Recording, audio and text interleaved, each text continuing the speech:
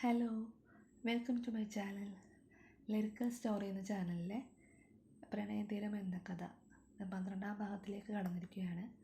അപ്പോൾ സ്റ്റോറി ഇഷ്ടമായാൽ എല്ലാവരും ലൈക്ക് ചെയ്യുക, കമൻറ്റ് ചെയ്യുക, സപ്പോർട്ട് ചെയ്യുക. Thank you. സനയുടെ പോക്കറ്റിലിരുന്ന് ഫോൺ തുടരെ വൈബ്രേറ്റ് ചെയ്തപ്പോൾ മുറിയിലുണ്ടായിരുന്ന ആകെ നിശബ്ദതയിൽ ആ ശബ്ദം വ്യക്തമായി കേൾക്കാമായിരുന്നു. മാധവൻ സംശയത്തോടെ സനയുടെ മുഖത്തേക്ക് നോക്കി. ഗീതുവിൻ്റെ നെഞ്ചെടുപ്പ് പുറത്തേക്ക് കേൾക്കാവുന്ന അത്രയും ഉച്ചത്തിലായിരുന്നു. അപ്പുറത്ത് നിന്നും ആകാശ് മാഷ് തന്നെയാണ് വിളിക്കുന്നതെന്ന് അവൾക്ക് ഉറപ്പായിരുന്നു. എന്തെങ്കിലും അത്യാവശ്യ കാര്യം പറയാനായിരിക്കും മാഷ് വീണ്ടും വിളിക്കുന്നത്. ആരുടെയാ ഫോൺ? നോക്കിക്കേ മോളെ. മാധവൻ തികച്ചും സാധാരണ മട്ടിലാണ് ചോദിച്ചതെങ്കിലും ആ ശബ്ദത്തിൽ ഒരു സൂക്ഷ്മതയുണ്ടായിരുന്നു.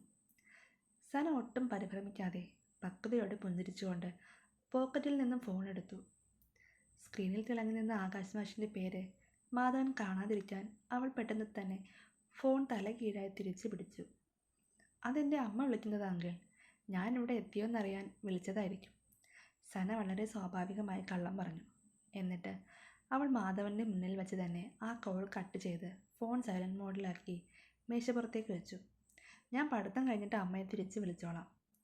സനയുടെ ആ പെട്ടെന്നുള്ള മറുപടിയിൽ മാധവന് പ്രത്യേകിച്ച് സംശയമൊന്നും തോന്നിയില്ല. എന്നാൽ ശരി, നിങ്ങളിരുന്ന് പഠിക്ക് എന്ന് പറഞ്ഞുകൊണ്ട് അദ്ദേഹം കുളിക്കാനായി പുറത്തേക്ക് നടന്നു. അച്ഛൻ പോയെന്ന് ഉറപ്പായപ്പോൾ ഗീതുവിനും സനയ്ക്കും ശ്വാസം നേരെ വീണു. ഗീതു കട്ടിലേക്ക് തളർന്നിരുന്നു പോയി. എൻ്റെ ഈശ്വര, ഇപ്പോൾ എല്ലാം കൈവിട്ട് പോയേനെ, ഗീതു നെഞ്ചിൽ കൈവച്ച് പതുക്കെ പറഞ്ഞു.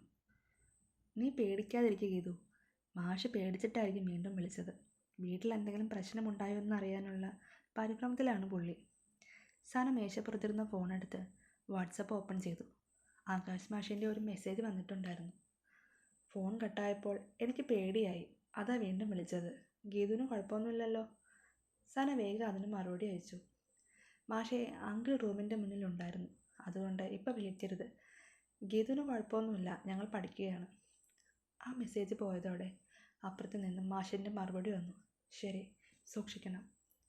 അതിനുശേഷമുള്ള ദിവസങ്ങൾ വല്ലാത്തൊരു നിശബ്ദതയുടേതായിരുന്നു.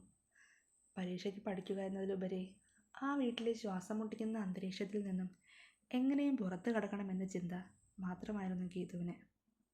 അച്ഛനും അമ്മയും അവളോട് ആവശ്യത്തിന് മാത്രം സംസാരിച്ചു. വീട്ടിൽ എപ്പോഴും ഒരു നിരീക്ഷണ വലയം ഉണ്ടായിരുന്നു. ഒടുവിൽ ആ കാത്തിരുന്ന പരീക്ഷാ ദിവസം എത്തിച്ചേർന്നു. രാവിലെ 8 മണിയായപ്പോഴേക്കും മാധവൻ ഹാളിൽ റെഡിയായി ഇരിപ്പുണ്ടായിരുന്നു. ഗീതുവും പരീക്ഷയ്ക്കുള്ള ഹാൾ ടിക്കറ്റും പേനയും എല്ലാം എടുത്ത് മുറിയിൽ നിന്നും ഇറങ്ങി. അമ്മ ശാരദ കിച്ചണിൽ നിന്നും വന്ന് അവളുടെ തലയിൽ കൈവച്ച് പതുക്കെ പ്രാർത്ഥിച്ചു. ഉള്ളിൽ ദേഷ്യമുണ്ടെങ്കിലും മകളുടെ പരീക്ഷ നന്നാവണമെന്ന ആഗ്രഹം ആ അമ്മയ്ക്കുണ്ടായിരുന്നു. വാ ഇറങ്ങാം, മാധവൻ ഗൗരവത്തോടെ പറഞ്ഞ് ബൈക്കിൻ്റെ കീ എടുത്തു. ഗീതു മിണ്ടാതെ അച്ഛൻ്റെ പിന്നാലെ നടന്നു.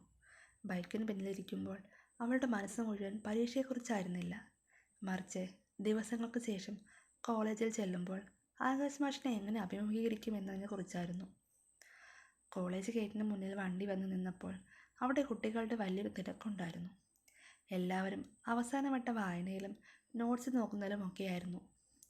ഗീതു വണ്ടിയിൽ നിന്നും ഇറങ്ങിയതും മാധവൻ ബൈക്ക് ഓഫ് ചെയ്യാതെ അവളെ നോക്കി പറഞ്ഞു. പരീക്ഷ കഴിഞ്ഞ ഉടനെ ഞാൻ ഇവിടെ എത്തും. കൂട്ടുകാരികളുടെ കൂടെ എങ്ങോട്ടും സംസാരിച്ച് നിൽക്കാൻ നിൽക്കരുത്. നേരെ ഗേറ്റിലേക്ക് വരണം, മനസ്സിലായല്ലോ? ശരി അച്ഛാ, ഗീതു തലയാട്ടി. അവൾ പതുക്കെ കോളേജ് ഗേറ്റ് കടന്ന് അകത്തേക്ക് നടന്നു. മെയിൻ ബ്ലോക്കിൻ്റെ വരാന്തയിലൂടെ നടക്കുമ്പോൾ ദൂരെ ഡിപ്പാർട്ട്മെൻറ്റ് ഓഫീസിൻ്റെ മുന്നിൽ ആകാശ് മാഷ് നിൽക്കുന്നത് അവൾ കണ്ടു.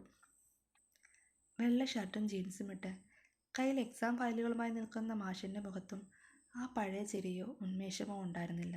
വല്ലാതെ തളർന്നതുപോലെയായിരുന്നു ആ നോട്ടം. ഗീതു നടന്നു വരുന്നത് കണ്ട് ആകാശിൻ്റെ കണ്ണുകൾ അവളുടെ നേരെ തിരിഞ്ഞു. പരസ്പരം സംസാരിക്കാൻ അവർക്ക് കഴിയില്ലായിരുന്നു. എങ്കിലും ആ ഒരു നോട്ടത്തിൽ ദിവസങ്ങളായി ഉള്ളിൽ ഒതുക്കി വെച്ച സങ്കടവും പ്രണയവും ആശങ്കയും എല്ലാം ഉണ്ടായിരുന്നു. ഗീതു മാഷിനെ കടന്ന് എക്സാം ഹാളിലേക്ക് നടന്നു. എക്സാം ഹാളിൽ കുട്ടികളെല്ലാം സീറ്റുകളിൽ ഇരുന്ന് കഴിഞ്ഞിരുന്നു. ഗീതു തൻ്റെ ബെഞ്ചിലിരുന്ന് ചോദ്യപേപ്പർ വരാനായി കാത്തിരുന്നു. ബെല്ലടിച്ചതും ഇൻവിജിലേറ്റർ ഹാളിലേക്ക് കയറി വന്നു. അത് രാധിക ടീച്ചറായിരുന്നു. ടീച്ചർ ചോദ്യപേപ്പർ ഓരോരുത്തർക്കായി വിതരണം ചെയ്യുന്നതിനിടയിൽ ഗീതുവിൻ്റെ ഡെസ്കിനരിയിലെത്തി. ഒരു നല്ല അധ്യാപികയുടെ ഉത്തരവാദിത്തോടെ ടീച്ചർ ഗീതുവിൻ്റെ മുഖത്തേക്ക് നോക്കി പതുക്കെ പറഞ്ഞു. ഗീതു, നല്ലോണം എഴുതണം കേട്ടോ, ടെൻഷനൊന്നും വേണ്ട. ഗീതു നിറഞ്ഞ കണ്ണുകളോടെ തലയാട്ടി. വീട്ടിലെ പ്രശ്നങ്ങൾ കാരണം പഠിക്കാൻ അധികം സമയം കിട്ടിയില്ലെങ്കിലും സന കൂടെ ഇരുന്ന് പഠിപ്പിച്ചു തന്നതുകൊണ്ട് ഗീതു പരീക്ഷ അത്യാവശ്യം നന്നായി തന്നെ എഴുതി. 3 മണിക്കൂർ കഴിഞ്ഞ് ഫൈനൽ ബെൽ അടിച്ചപ്പോൾ അവൾ പേപ്പർ കൊടുത്ത് വേഗം ഹാളിന് പുറത്തിറങ്ങി. കാരണം അച്ഛൻ ഗേറ്റിന് പുറത്ത് കാത്തു നിൽക്കുന്നുണ്ടാകുമെന്ന് അവൾക്കറിയാമായിരുന്നു. അവൾ വരാന്തയിലൂടെ വേഗത്തിൽ നടക്കുമ്പോൾ സ്റ്റാഫ് റൂമിൻ്റെ അരികിൽ വെച്ച് ശ്രുതി ടീച്ചർ അവളെ പതുക്കെ അരികിലേക്ക് വിളിച്ചു. ചുറ്റും കുട്ടികളില്ലെന്ന് ഉറപ്പുവരുത്തി ടീച്ചർ ഗീതുവിൻ്റെ മുഖത്തേക്ക് നോക്കി പറഞ്ഞു, ഗീതു, നിന്റെ വീട്ടിൽ എന്തോ പ്രശ്നമുണ്ടായെന്ന് ആകാശ് എന്നോട് പറഞ്ഞു. അവൻ വലിയ വിഷമത്തിലാണ്. നീ ഇതൊന്നും ആലോചിച്ച് പരീക്ഷ കളയരുത്. പക്ഷേ ടീച്ചർ ഒന്ന് മടിച്ചു നിന്നു. ചുറ്റും നോക്കിയിട്ട് ശബ്ദം ഒന്നുകൂടി താഴ്ത്തി പറഞ്ഞു, ഒരു കാര്യം നീ അറിയണം. രാധിക ടീച്ചർക്ക് നിങ്ങളെപ്പറ്റി എന്തോ വലിയ സംശയം തോന്നിയിട്ടുണ്ട്. ടീച്ചർ അത് പ്രിൻസിപ്പാളിൻ്റെ ശ്രദ്ധയിൽപ്പെടുത്താൻ പോവുകയാണെന്നാണ് സ്റ്റാഫ് റൂമിൽ നിന്നും എനിക്കറിയാൻ കഴിഞ്ഞത്. എക്സാം കഴിയുന്നത് വരെ അവർ ഒന്നും ചെയ്യില്ലായിരിക്കും. പക്ഷെ അത് കഴിഞ്ഞാൽ. ശ്രുതി ടീച്ചറുടെ ആ വാക്കുകൾ കേട്ടതും ഗീതുവിൻ്റെ കയ്യിലിരുന്ന പേനയും ക്ലിപ്പ് ബോർഡും താഴേക്ക് വീണു. നെഞ്ച് തകർന്നു പോകുന്ന വർത്തമാനമായിരുന്നു അത്. വീട്ടിലെ കൊടുങ്കാറ്റ് അടങ്ങും മുൻപേ കോളേജിലെ കാര്യങ്ങൾ കൈവിട്ടു പോവുകയാണ്. അവൾ പേടിയോടെ താഴെ വീണ ബോർഡും എടുത്ത് തിരിഞ്ഞു നോക്കാതെ കോളേജ് ഗേറ്റിന് പുറത്തേക്ക് ഓടി. ഗേറ്റിന് പുറത്ത് ബൈക്കിൽ ഗൗരവത്തോടെ കാത്തു നിൽക്കുന്ന അച്ഛനെ അവൾ കണ്ടു. പക്ഷെ അച്ഛൻ്റെ ബൈക്കിന് തൊട്ടടുത്തായി കോളേജിലെ പിയൂണായ വേണുചേട്ടൻ നിൽപ്പുണ്ടായിരുന്നു. വേണുചേട്ടൻ അച്ഛനോടും ഗൗരവമായി എന്തോ സംസാരിക്കുകയാണ്. അച്ഛൻ്റെ മുഖം ദേഷ്യം കൊണ്ട് കറുത്തിരുണ്ടിരിക്കുന്നത് ദൂരെ നിന്ന് തന്നെ ഗീതു കണ്ടു. മാധവൻ കടുത്ത ദേഷ്യത്തോടെ കോളേജ് ബിൽഡിങ്ങിലേക്ക് വിരൽ ചൂണ്ടി എന്തോ ചോദിച്ചപ്പോൾ വേണുചേട്ടൻ അകത്തേക്ക് കൈ കാണിച്ചു. അച്ഛൻ വേണുചേട്ടനോട് സംസാരിക്കുന്നത് ആകാശ് മാഷിനെ കുറിച്ചാണോ? അതോ പ്രിൻസിപ്പൽ അച്ഛനെ ഉള്ളിലേക്ക് വിളിക്കാൻ പറഞ്ഞതാണോ? ഭയം കാരണം ഗീതുവിൻ്റെ കാലുകൾ മുന്നോട്ട് ചലിക്കാതെ അവിടെ തന്നെ തറഞ്ഞു നിന്നു.